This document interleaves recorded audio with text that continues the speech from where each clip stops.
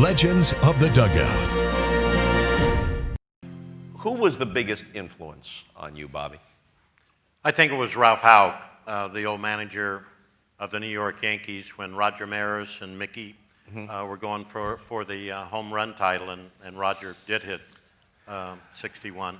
And he was, I played for some managers in the minor leagues that I really didn't care for.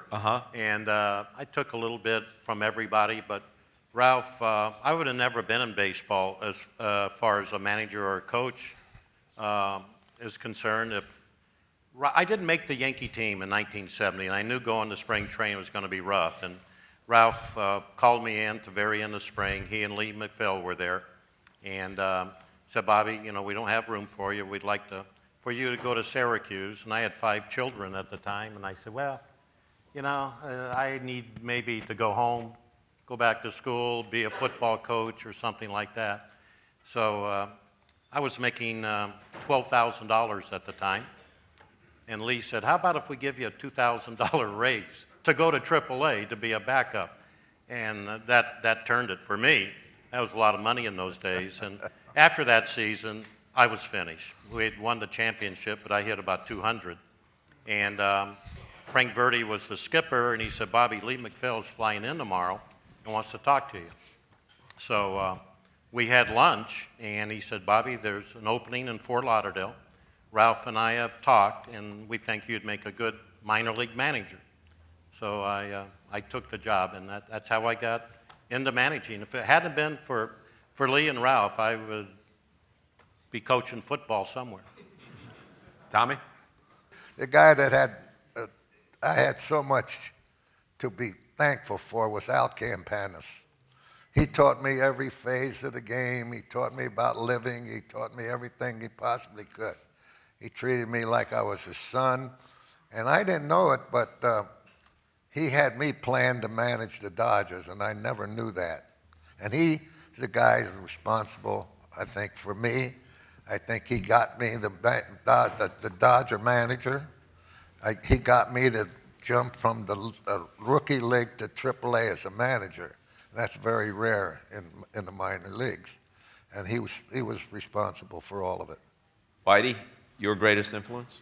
My biggest baseball influence was Casey Stengel. I went to the Yankee rookie camp coming out of service. I was at Fort Leonard for 2 years, and I got my first managing job there.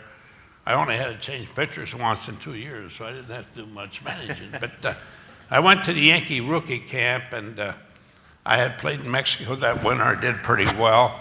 And Casey took a liking to me. Casey knew that I was going to manage in the big leagues.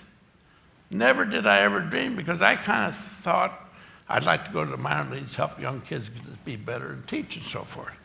I got pictures at home that Casey signed, and you know, I'm a nobody. I'm wearing number 67 in spring training. You know I ain't going to make the club. You know, so, but he said, told me what to do about interviews, how many questions, how many minutes. If they say 3 questions, 15 minutes, answer 1 question for 15 minutes. You only get 1/3 of the trouble. He said, hire the best coaches you can hire. Because if you don't own the club or die on the job, you're going to get fired anyway. And that's all true. Very, very good. But he was the best teacher of fundamentals I ever seen. And he told me things that I never even thought of. And the Yankees had a good teaching organization when I came in. The Dodgers did, and the Cardinals did, 3 of the best.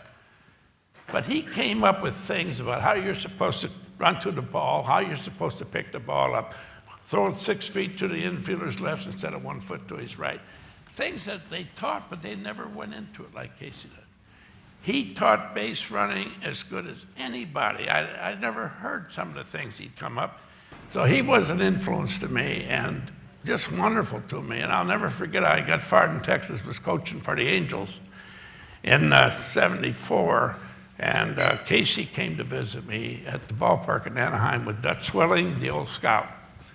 And right after that, he lost his driver's license and he died a month later. But he was a wonderful guy, a wonderful friend. I don't know, he told Houk I was his center fielder. I don't know whether I'd have made the club if he hadn't told him that. So he was a big influence to me.